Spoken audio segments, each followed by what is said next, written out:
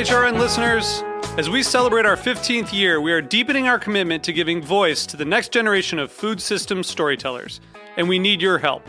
Our internship and fellowship programs help activate new possibilities for underrepresented and underestimated young people through experiential journalism, audio engineering, and production training.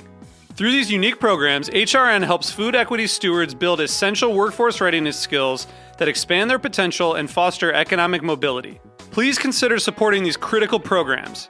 And with a minimum donation, you can be entered to win a dinner for two at an amazing restaurant in one of 8 cities and tickets to a concert at a great venue in one of those cities. We have incredible partners across the country who have donated, as they also share our passion for helping to educate the next generation of food systems storytellers.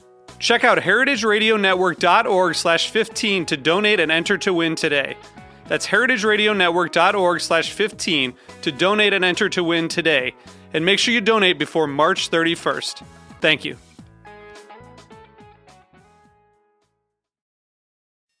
This episode is presented by Henry's Wine and Spirit.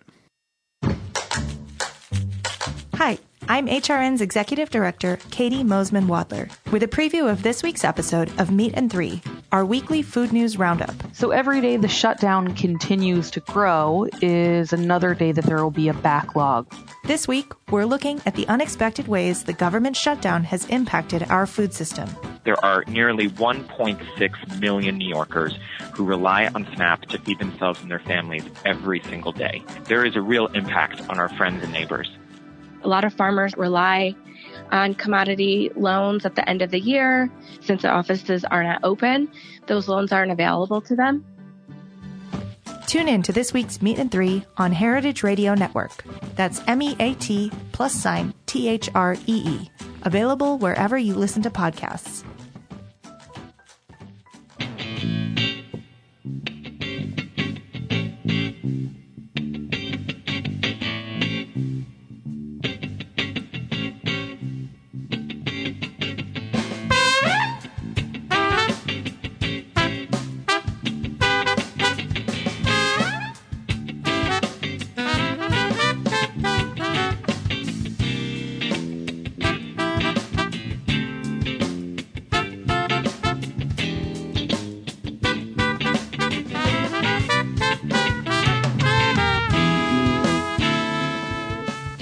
Welcome to the Grape Nation, your weekly wine journey. Our guest is Kirk Sutherland.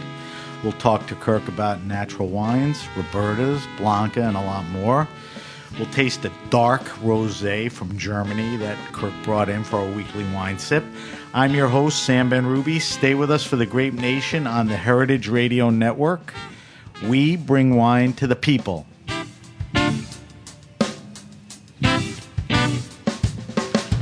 As you know, we broadcast the Grape Nation on Heritage Radio out of 2 truck containers in the back of Roberta's Pizza in Brooklyn, in Bushwick.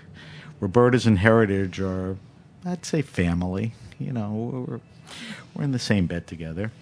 And a few months ago, a new wine guy pulled into Roberta's, and he is Kirk Sutherland. Kirk became fascinated with wine while working in coffee in the mid-2000s. Discovering their similarity. You're not the first person who ever said that. Each being ground-driven expressions of their moment. After moving to New York, he found a home at Andrew Tarlow's Brooklyn Group, working at Renard under Lee Campbell, heading programs at both Marlowe & Sons and Diner. Kirk fell in love with the honesty and transparency of natural wine. He worked as a sommelier for all spaces in the Matter House Group, which are the Estella people. In 2016, Kirk began his continuing work in Portland, Oregon, partnering in Harvest with Division Winemaking Company and Brianna Day. Since 2017, Kirk has directed the wine program at both Roberta's in New York and L.A. and Blanca in the back of Roberta's in New York. Kirk, welcome to the show. Hi. That was a long introduction, and I'll explain why. I asked Kirk to write it, and he was very thorough, and I thank you for that. But we'll get into all the elements of what was in the introduction. But I think the best way to give the audience an idea of who you are is give us a little background about your journey in life and wine. Yeah. That ultimately got you to where we are today, which is at Roberta's, ironically. Sure. The main facet that brought me into wine, as I mentioned, is coffee. I worked in Portland, Oregon for a few pretty big name coffee roasters. That's like a big coffee town, right? Exactly, yeah. So the proximity to the Willamette Valley was very eye-opening to me. It was when I first really tasted wines that really felt like they belonged from somewhere, while I was still learning about how terroir communicates through coffee as well. Like an Ethiopian coffee is always going to be kind of blueberry and fruity and bright and acidic. And then a Willamette Valley Pinot Noir is going to be dark fruited and kind of smoky and volcanic and all those things. So I really started to enjoy wine in Portland. And then in 2010, I moved to Los Angeles, where I landed at a restaurant called The Tasting Kitchen. I was helping with their coffee program, opened up a restaurant downtown with them, and their general manager really took me under his wing for a bit and taught me some stuff about wine and learned more and more about that.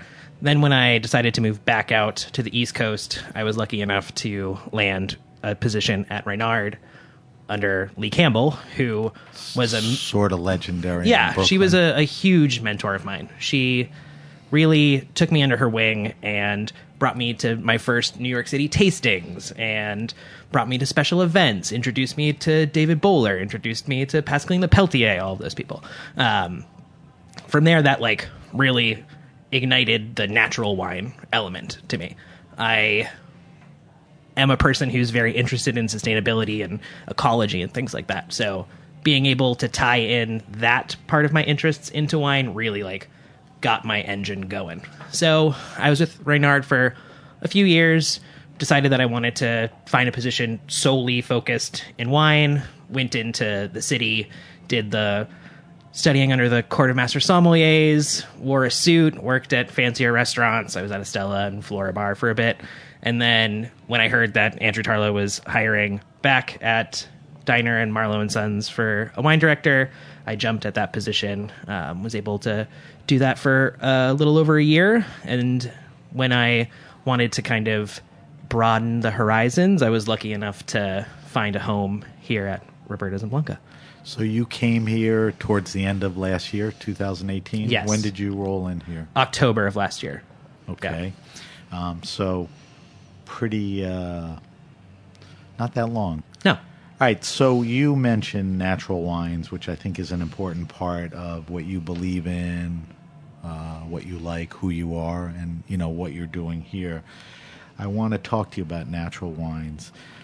It's always hard to define it, yeah. And the definition really is that old silly expression, in the eyes of the beholder. Mm-hmm. And you're running a program here, and you've been around it enough. How do you define what natural wines are? Is there a definition to you? Do you have a sort of a checklist that's important to you? Yeah, I would say first and foremost, the thing that's most important to me is that the grapes that go into the finished wine are farmed well, at least organically, if not biodynamically, if not beyond that. So that is always where I want to find out first. That's more important to me than sulfur usage, etc. So it starts in the farm. It starts in the vineyard, yep. Right. So from there, I want to support wines that are the least manipulated as possible. So wines that are unfiltered and unfined,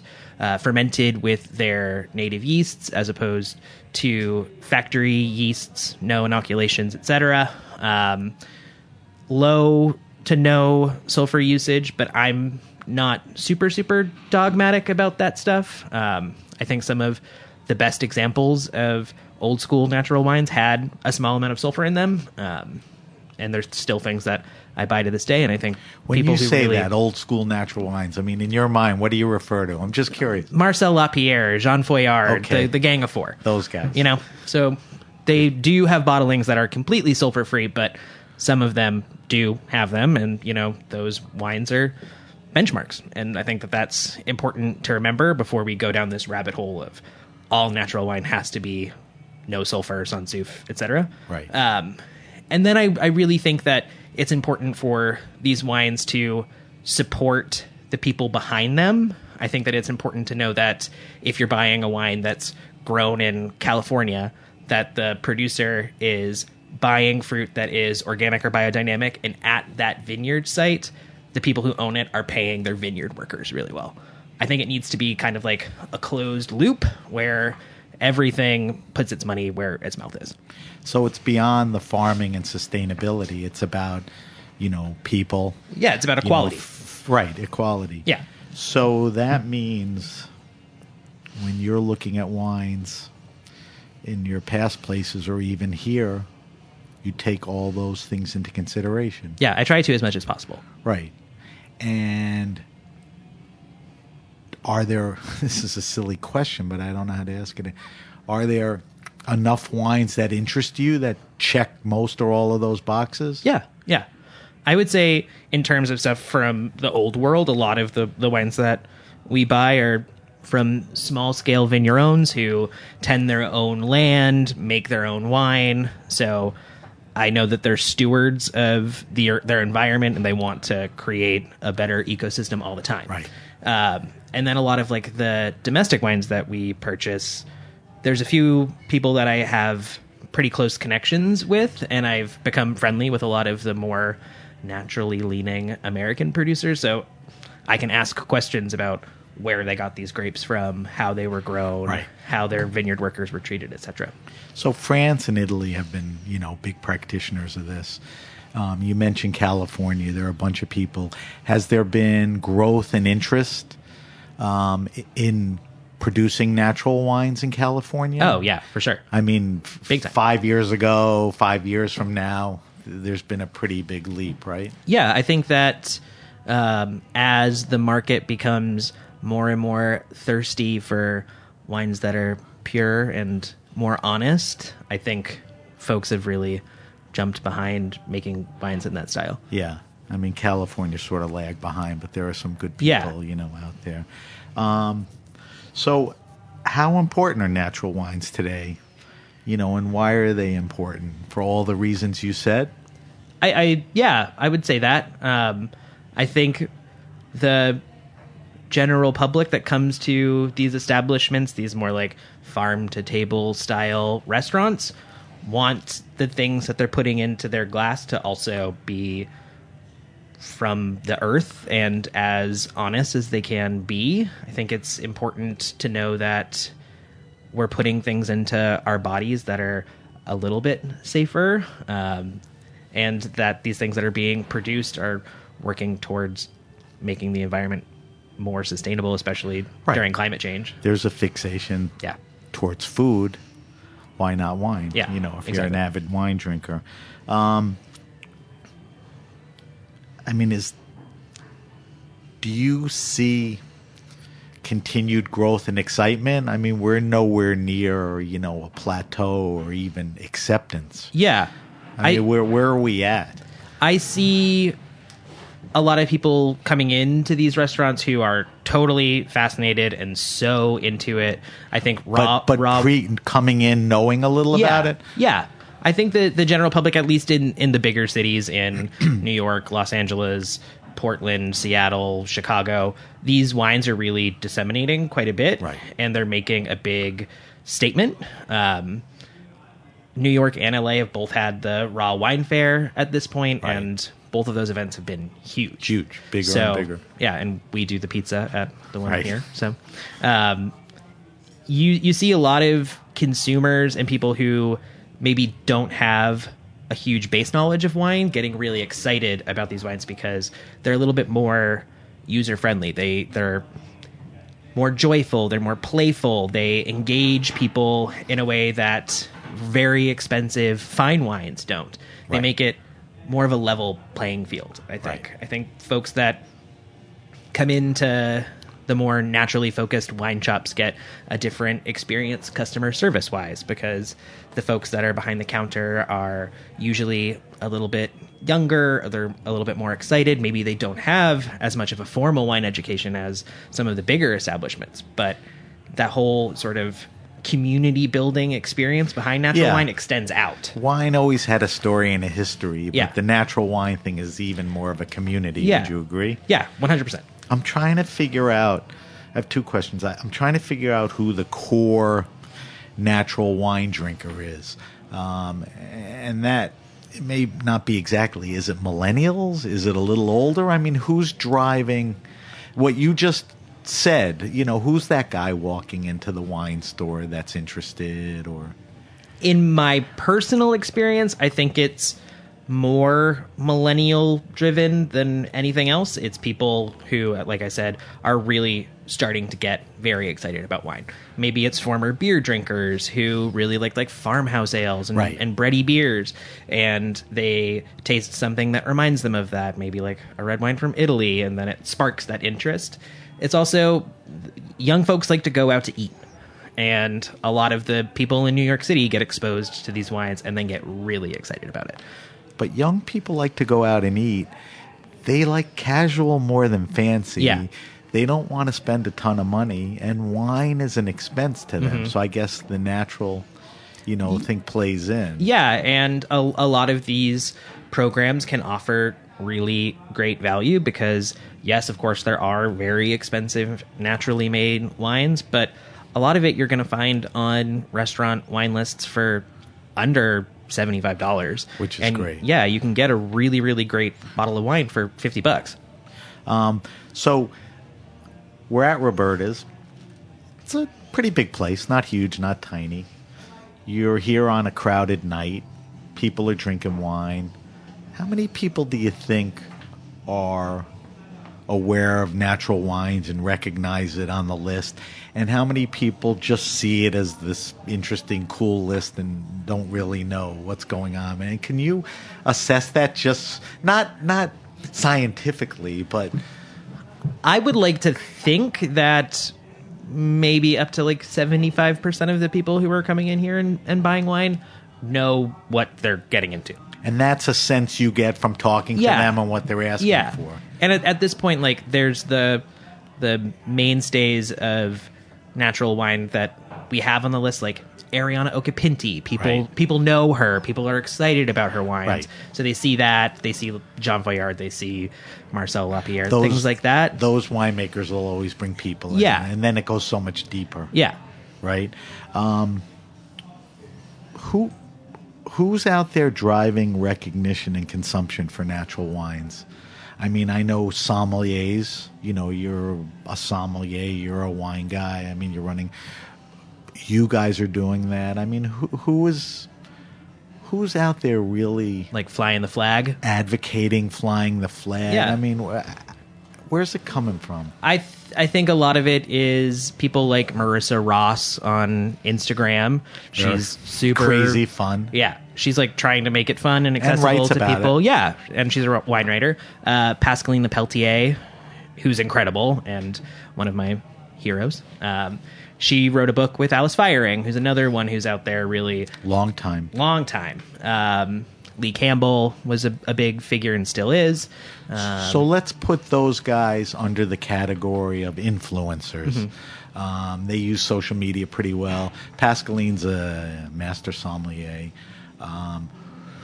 Who else? And journalists. Those people are writers. I mean, who else? I mean, are there's Som's doing a good job? I think so. I think that's definitely spreading quite a bit, and you'll find these types of wines in establishments that maybe you wouldn't assume some of these wines would sneak their way onto the list, but people are getting really excited about them. Right.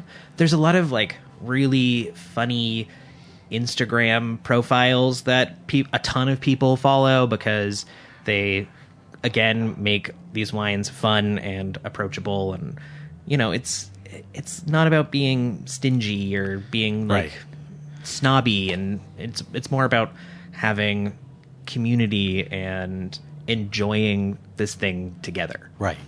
Which I think social media serves that well. Oh, for sure. I think social media helps natural wines because I think that people like Marissa or Pascaline, are good users of it. And even the winemakers themselves Right. through social media are getting a lot of attention. Right.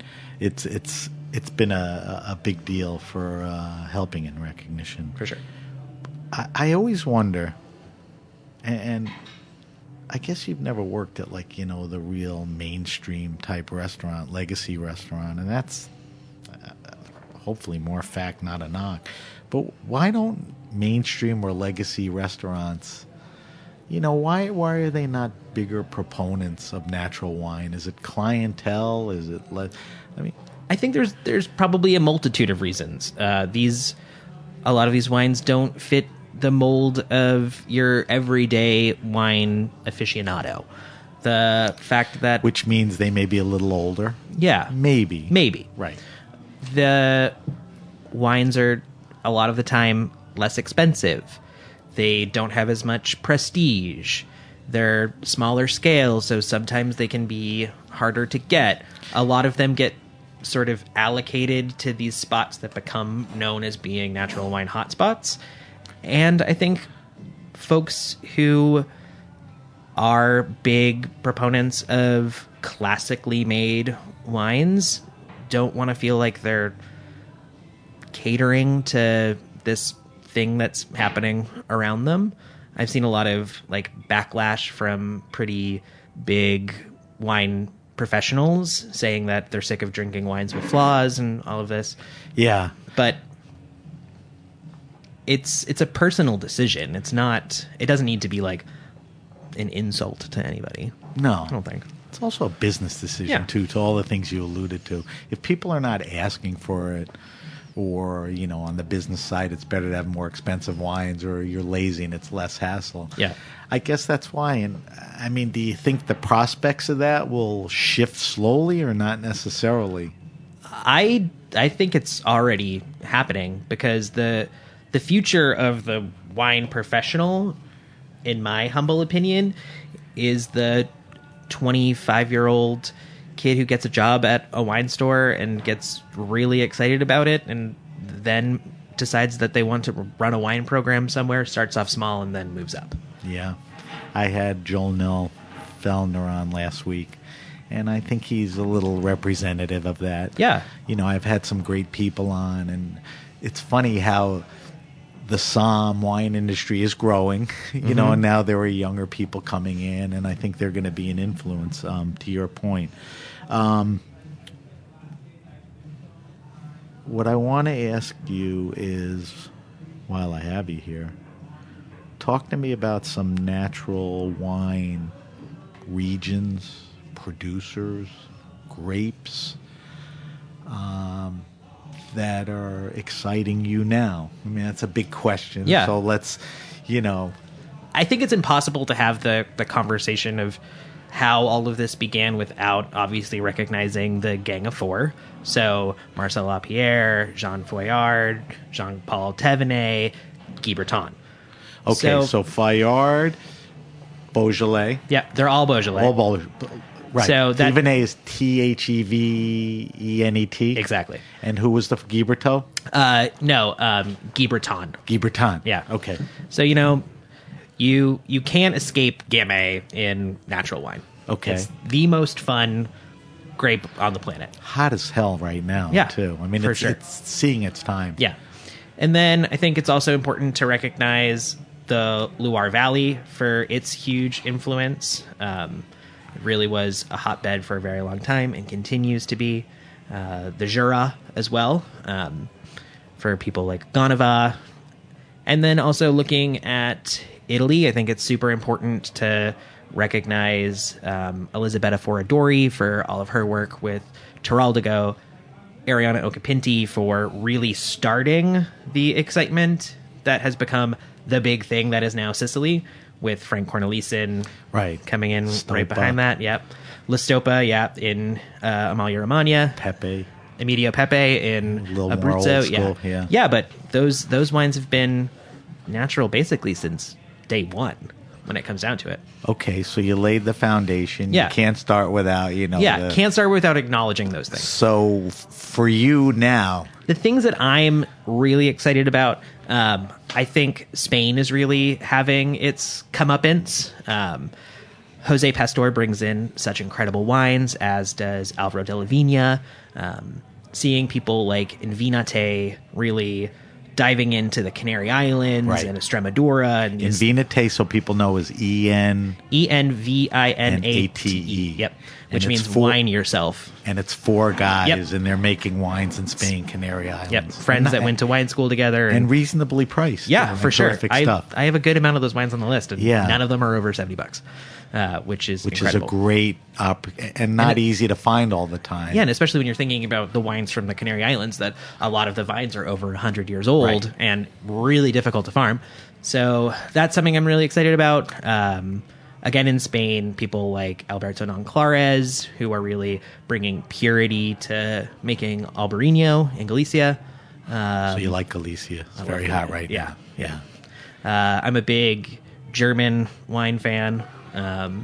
So I like the stuff that's coming out of the Baden in the south. People like Braun, which we'll taste wine from later, and Wassenhaus, the wines that Stephen Bitterhoff are bringing in through Von Boden. Stephen and I tried the Wassenhaus Pinot on air. It was delicious. Yeah, those wines it are really great. was a great wine.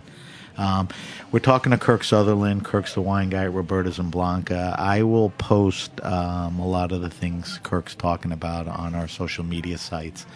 So if anything sounds interesting to you, you can, go to the sites and get the spellings or, the recommendations.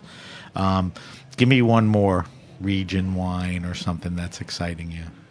Oregon is super exciting to me, not only because I've worked harvest out there for the last few years, but I think it's really coming into its own. Beyond Pinot and Beyond Pinot and Beyond. Exactly, Pinot and Beyond. We know the Pinot. Give me a little of the Beyond. Yeah, I think that people like the two folks that I've worked harvest with the last few years, Division Winemaking Company and Brienne Day, are really becoming champions of Southern Oregon, where they're growing Rhone varieties, more Bordeaux varieties. Cabernet Franc from Southern Oregon is fantastic.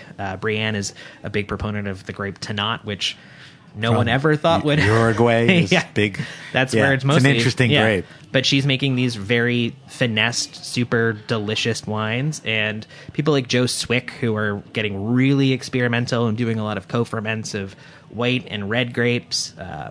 People like Sterling from Holden, who's doing similar things, but more with an Italian influence. You're seeing a lot of Italian varieties start to come up, because Oregon doesn't have as long of a wine history as California per se, and Right. there's less of a footprint that says like you have to do this. So these young winemakers are really pushing the envelope and doing really interesting and fun So stuff. there's a lot going on. Yeah. Beyond the Pinot. I mean, it's certainly something to keep an eye on. Look Yeah. out for these guys. I For mean, sure. you made 3 or 4 recommendations. Yeah. All interesting. And like I said, we'll post them. So I expect more to come out of there. I want to talk to you about the wine program here at Roberta's and Blanca and, what thought goes into it. But before we segue into that, you have to answer the question that you're obliged to answer, and that is, what are the best wines that pair with pizza? Yeah, of course. Red pies with a little bit of meat on them. I would always point people towards Barbera or Gamay, something juicy, something fresh. Gamay is good with a meat pizza. Oh yeah, so good. And Barbera? Yeah. Is that Barbera d'Alba? Barbera de Alba, Barbera de Asti. If you want something Either a little one. bit more light on its feet, go more towards Asti. Okay. I find that Riesling is a great pairing for white pies because All right. of a lot of like cheese and fat, and Riesling's high acidity Good is acidity. really, really wonderful. Teeny bit of sweetness. with that, yeah. Good call. So those are my like typical 3 sort of All right, those- gateway. Are you one of these, and I'm sure you'll agree, but is champagne a good pairing yeah. with pizza? Champagne's a good pairing with everything. anything. All right, so we agree on that. We sell a good amount of champagne here. Yeah, you have a nice list. We'll Yeah, talk it's fun. about it. Well, let's talk about the wine program at Roberta's. Let's talk about Roberta's first and then Blanca. I mean, we're talking 2 different animals Yeah. and anything. So you have a well-curated list of over a dozen pages or more. You rolled into here fourth quarter of last year. The list has always leaned towards interesting and natural and all that. Tell me about the list, what you've done, strength, size, Yeah. the vitals. So I wouldn't say that I grew the list or really shrunk the list very much. I maybe made it a small amount, a little bit leaner. The thing that I thought was really important when I first came in was making it a more user-friendly wine program for both the people coming to dine with us and the people working the floor. We don't have designated sommeliers on the floor. I'm not here 7 days a week, so I wanted to make it a little bit easier for guests and servers and managers to navigate the list. How do you do that? I mean, what's the procedure, process, or change? I made sure to put on grapes that people knew how to pronounce and things that people are a little bit more comfortable with. Like, I made sure that we had a Sangiovese on the list that was under $60. I put on a Pinot Noir from Burgundy that was, again, under $60. Things that people can feel more confident ordering on their own, but then also tried to find... No sticker shock. Yeah, exactly. Yeah. I tried to find really well-made, delicious wines that are affordable and accessible. I don't want people to come in here and see a grape that they know, order it, have it get opened and poured for them, and then have them be totally freaked out by the expression that they get. Right. So are you pointing towards the fact that the list got a little crazy before? No, I mean, in trimming it down or adding things that you thought would be more... Yeah. I don't think that the list went one way or the other. Right. It just was not exactly how I wanted it to flow for service. Because being a restaurant guy for a long time and having been a service director and a manager and all these things, I just want to make people's lives a bit easier. Has that bared itself out? I Yeah. mean, are you starting to see that Yeah. people are, grasping onto that? Their wines, they're more comfortable and everything. Yeah, for sure. Because, I mean, you come in here, it's not intimidating, but it's a nice-sized list, and there's some interesting stuff. I mean, Yeah. if you don't have a little background, it's like, what's going on? We here? have about 350 references on this list, and That's it a lot. dives pretty deep. Where's the strength? I mean... The strength is definitely France and Italy. Okay. The mainstays. We have a very strong American wine program as well. I've beefed up the Spanish section quite a bit. Because I love there's Spanish some- wine. right, there's Yeah. some great wine. And I think like Germany and Austria has always been one of our strengths as well. Right. Yeah. Have you beefed up the German and Austrian? Yeah. Not so much the Austrian because we had a good amount. My predecessors were big Austrian fans, as I am. But there wasn't enough Riesling when I started, so Okay. I put on some more Gotta Riesling. get that Riesling Yeah, in there. yeah, that's How my much thing. does... I mean, this is true in any restaurant. How much does the food play into your selections? I mean, there has to be a compatibility. Yeah, majorly. But there's a coolness to the list. Sometimes it goes in the wrong direction. Yeah. Or, I mean, is Carlos still the guy that is doing the menus? I mean, do you sit down with all the chefs and determine? For sure. I mean, you have to taste the food to know that the wines that you're at least pouring by the glass are going to work with the things that people are getting on their tables. So that was also something that I really kind of focused on when I started here, was making the by the glass program really fun, really exciting, but still approachable and user friendly. Is it bigger, more selections, or just A these couple? selections? We have 5 white wines, 3 sparkling wines, an orange wine, a rosé, and 6 reds. And I would assume that changes with seasons, the menu, and all that.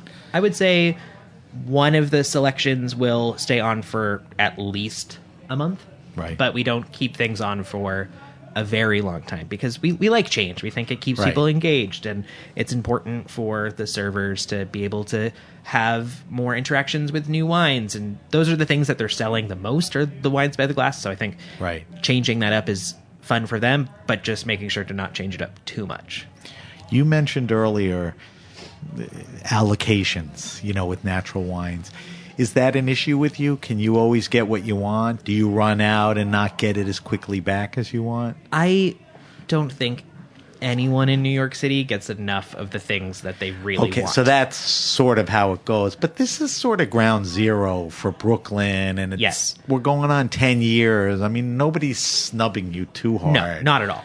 You know, they want to work with you. So you pretty much can get what you want. But it's still difficult sometimes? Sometimes, yeah. The thing that's most important in making sure you get the things that you're seeking is having a good relationship with the distributor and your rep. Right. Yeah. It's not hard to be nice. No, not at all. And I think people would love to get their wines in here, and if you show interest, and like I said earlier, you curate them. I don't think everyone knows that behind Roberta's is, how would we describe it, as a tasting counter, a tasting menu from the chef that opened up Roberta's. It's called Blanca. And it's very highly regarded, and it's very interesting. You also put the wines together there. That gives you an opportunity to do what versus Roberta's? So I'm very, first and foremost, I have to say I'm very lucky that I get to work with Missy Neal, who is the head somm over there, my right-hand woman, and she is incredible, has such a great palate, is so smart.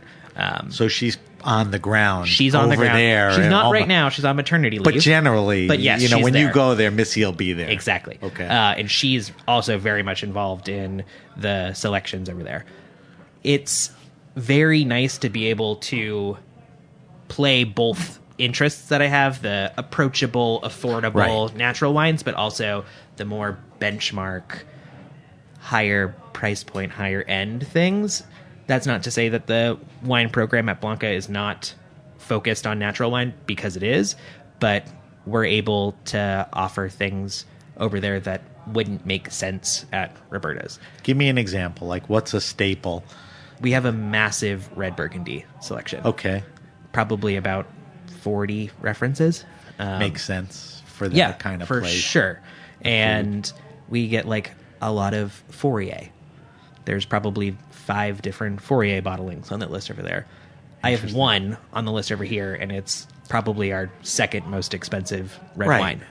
2 different environments. Exactly. It's fun for you. Yeah. I mean, to have your hands, Totally. on both. Do you do a by the glass pairing? We do a full beverage pairing. So Okay. it's wine, beer, sake, cider. And all those come across during the dinner? Yeah. So how many different things am I seeing? 3, 4, or 5? Way more than that. It's Really? about it runs about a 20 course ish Jesus. menu, and beverage wise, you get 10 to 13 things. Jesus. Yeah. I didn't realize it was Oh, that it's a big pairing. Yeah.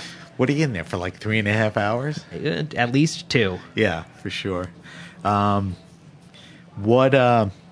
Is it hard to pair with the foods because things change, or there are some basic things that are always there? The menu changes not infrequently, but the thing that is very fun is that the CDC over there and I get along really well, so we taste things together and we taste wines together every week.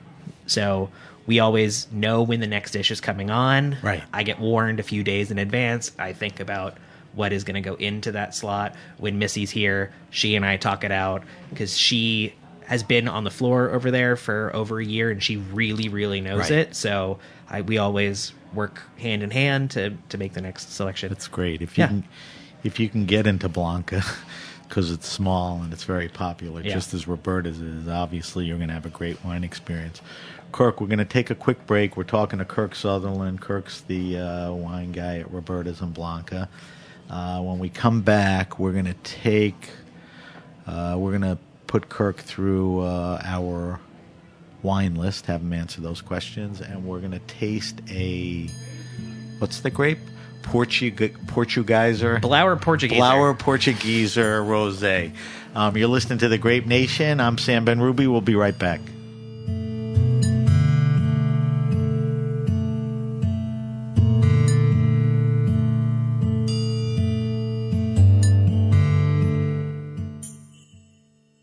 This episode is presented by Henry's Wine and Spirit, a go-to shop for anyone interested in natural wines and boutique spirits. There's a large selection of everything from orange wines, pet nats, and reds from around the world. Whether visiting the shop in person or online, looking for a gift for a loved one, or that everyday dependable bottle, you're sure to find lots of interesting wines at Henry's. There's free shipping on orders over $300 on the website henrys.nyc, and case discounts when you visit the store located in Bushwick. Cheers.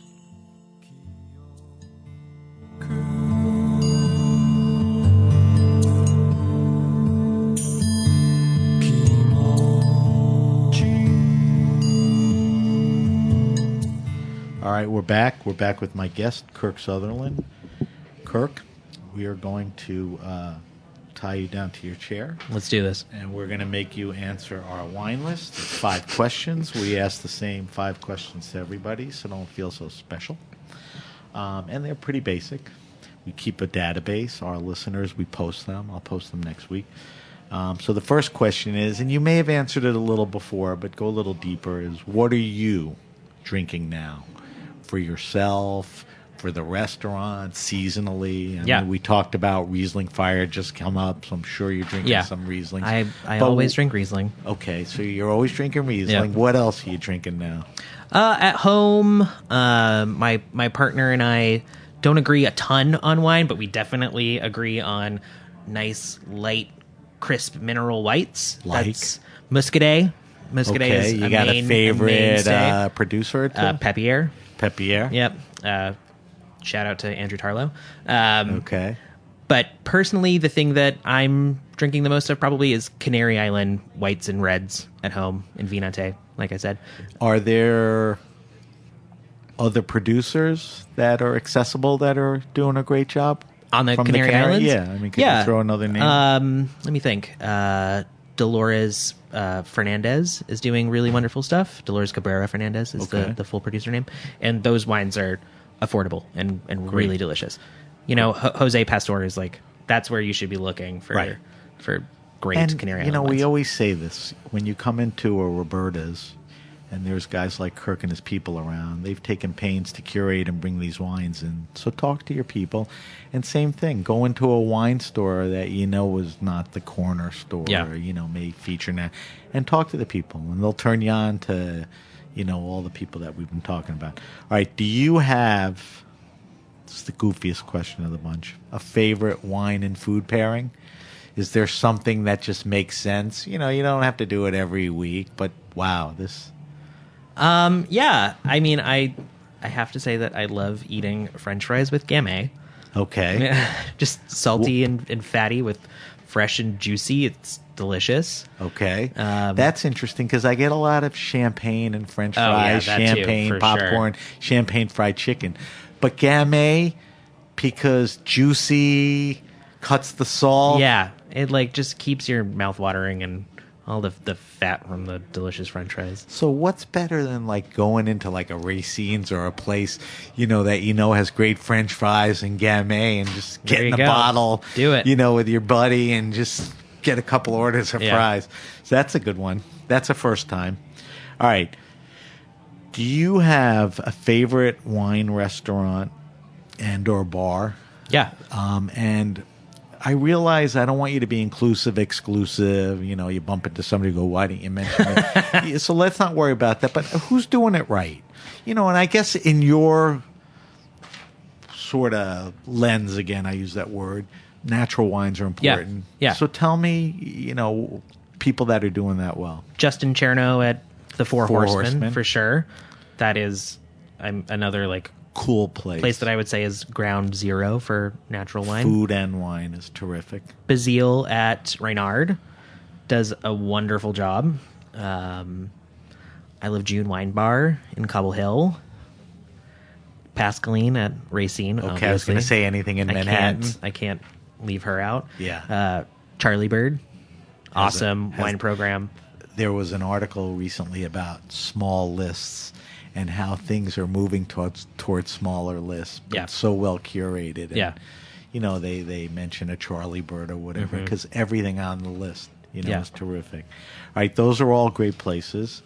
right, do you have a favorite all-time wine? Now, I'm a very repetitive guy because I always have to qualify things. It doesn't have to be the most expensive. It doesn't have to be the rarest. A lot of times it was the experience and the wine that came along with it made that wine special. So if you look, or give me one or two. Or just an, 61 Petrus, whatever. Yeah. I would say the thing that really, opened my eyes to wine, like I said, was when I was living in Oregon. I went and visited Jason Lett at the Irie Vineyards, tasted 1985 South Block Pinot Noir, and that's when I was like, this is what wine can be. So you tasted the 85 at Irie. Irie is Eyrie. Yeah. A great Oregon producer. So you tasted in 85 in what year? That was 2009. Okay, so it was like a 85, 95. It was a pretty old wine, and it was extraordinary. Yeah. It was. Yeah.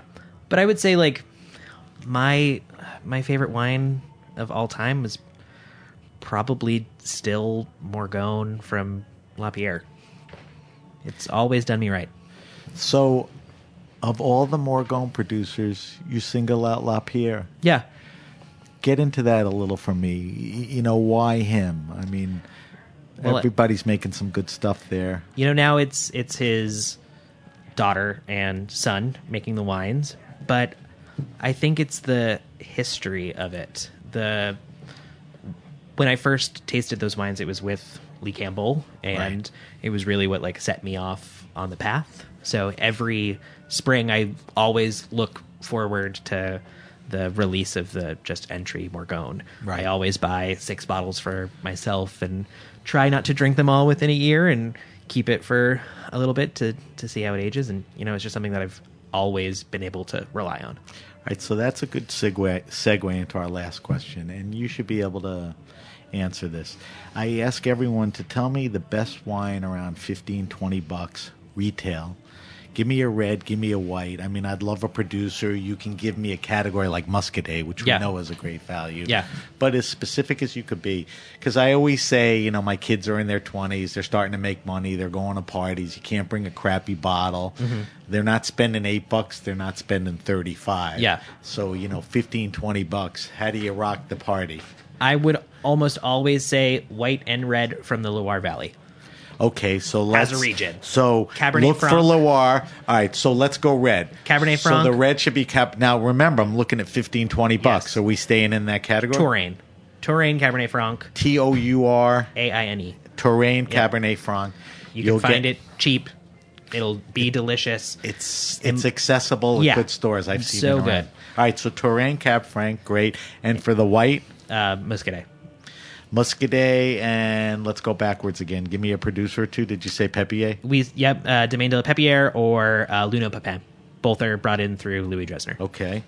All right. Like I said, I'm going to post all of Kirk's recommendations because I think we dropped a lot of recommendations and knowledge on people. And I think that's why people come to this show. All right, Kirk, we're going to wrap up the show, but we don't leave without tasting wine. So crack that baby and start pouring it. I'll set it up, and I want you to tell us a little more about it. Every week we taste a different wine on air. For our weekly wine sip this week, I asked if Kirk would graciously bring a wine in that was accessible, cool, and a little different. And what he brought in is a Weingut Brand Wild Rose. Brand is the producer. Wild Rose is the name of the wine. It's a 2017. It's a dark rosé made from, we mentioned it earlier, Blauer Portugieser. Or Portugiser. Geyser. People pronounce it differently.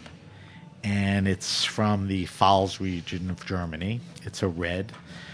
Tell me a little more about it. Yeah, so it's a darkly hued rosé, almost light red in color, very low alcohol. It's about 10%. Unfiltered? It is unfiltered, unfined, no sulfur additions. It's two brothers, the brothers Brand. They do this whole line called Pure. So all of those bottlings, you can rest assured, do not have any sulfur additions to them. When you say no sulfur additions. It's just the naturally occurring sulfur? Exactly. There's there's a no little added sulfur SO2. naturally. Yep. Okay.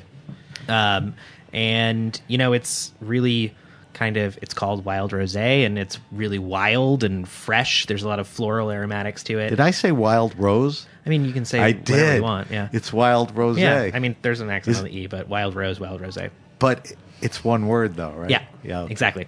All right, so it's wild rosé. And it's something that we have in the pairing at Blanca, and something that we also have on the bottle list over here because I'm a huge fan Where of it. does this land on the list? I mean on the pairing. This is rotation. It is about, I think, seven beverages in. Is it a fish? Is it a beet? I mean, It is actually paired with a pasta with uni. okay. Yeah. All right. So we're going to evaluate this wine. I'm going to have Kirk do all the heavy lifting. What we're going to do is give it a sniff and at some point throw it over the tongue. So color we talked about. It's a rosé. It's unfiltered. It almost looks like cloudy, dark pink. Yeah. All right. Let's go nose. Yeah. It's super floral on the nose for sure. A lot of kind of purple flowers, bright, fresh berry fruit, a little bit of cherry, and then there's this underlaying kind of blood orange citrus element to it. It's super enticing. You nailed it. All right, let's, like I said, throw it over the tongue. Let's talk mouthfeel first. What's the expectation of a mouthfeel for this wine for rosé? It's much more layered than your typical kind of Provençal light rosé. It is relatively full-bodied, but light on its feet because it has really bright acidity to it. I was just going to say it's fresh, bright, it's acidic. The acid hits you right away. Yeah. But not overpowering.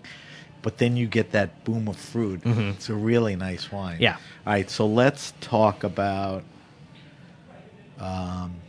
palate descriptors. Do they mirror the nose, or do we add some stuff, or all Big that? time.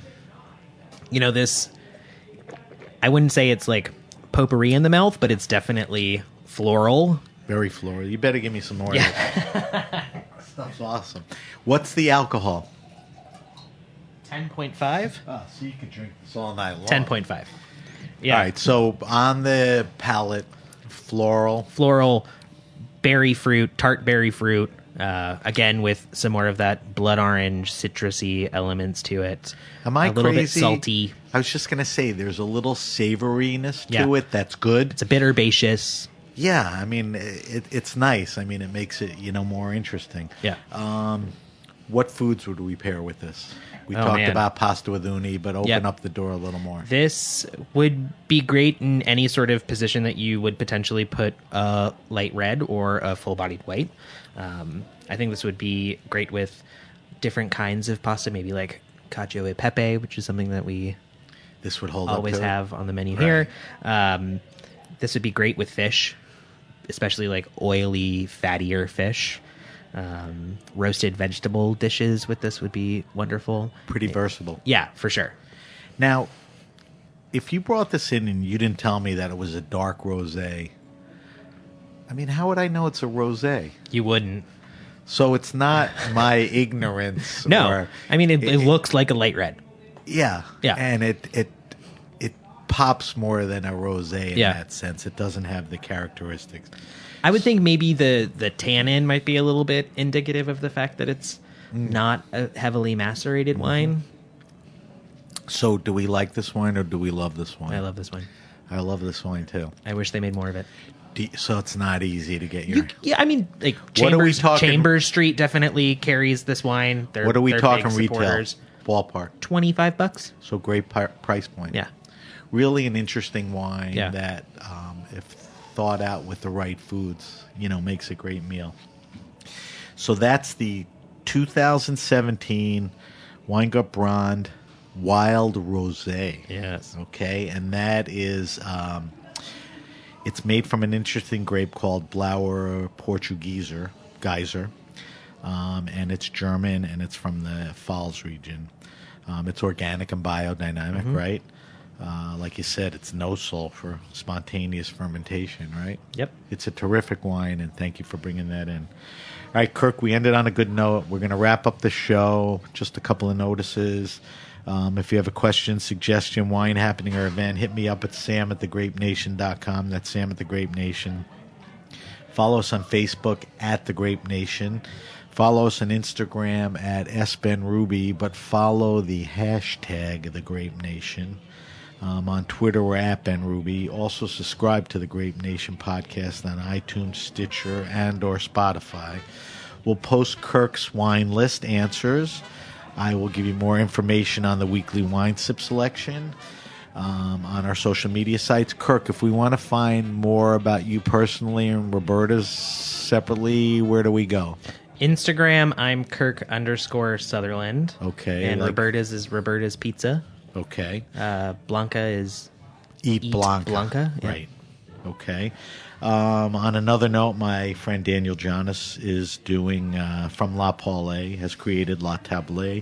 He's doing a daytime tasting and an evening dinner celebrating the wines of the Rhone Valley, north and south, on Saturday, February 2nd in New York City. If you're interested in those kind of wines, visit www.latablenewyorkcity.com, LATABLEENYC.com for more info. Kirk, I think you would agree we're in festival season, right? Truly. Which is a good thing. I want to thank our guest, Kirk Sutherland. Kirk is the wine guy at Roberta's Pizza. He has put together a great list in New York and L.A. He oversees the wine program at Blanca, which is, as he described, a very extensive eating and drinking experience. I want to thank everyone at the Heritage Radio Network. I want to thank my engineer, Noam, who's bailing on me, so I'm going to have to deal with someone else at some point. We wish him luck. I'm Sam Ben-Ruby, and you've been listening to The Grape Nation.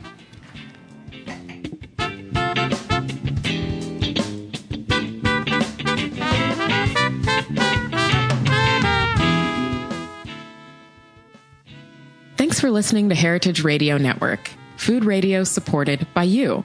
For our freshest content and to hear about exclusive events, subscribe to our newsletter. Enter your email at the bottom of our website, heritageradionetwork.org. Connect with us on Facebook, Instagram, and Twitter at heritage_radio. Heritage Radio Network is a nonprofit organization driving conversations to make the world a better, fairer, more delicious place. And we couldn't do it without support from listeners like you. Want to be a part of the food world's most innovative community? Rate the shows you like, tell your friends, and please join our community by becoming a member. Just click on the beating heart at the top right of our homepage. Thanks for listening.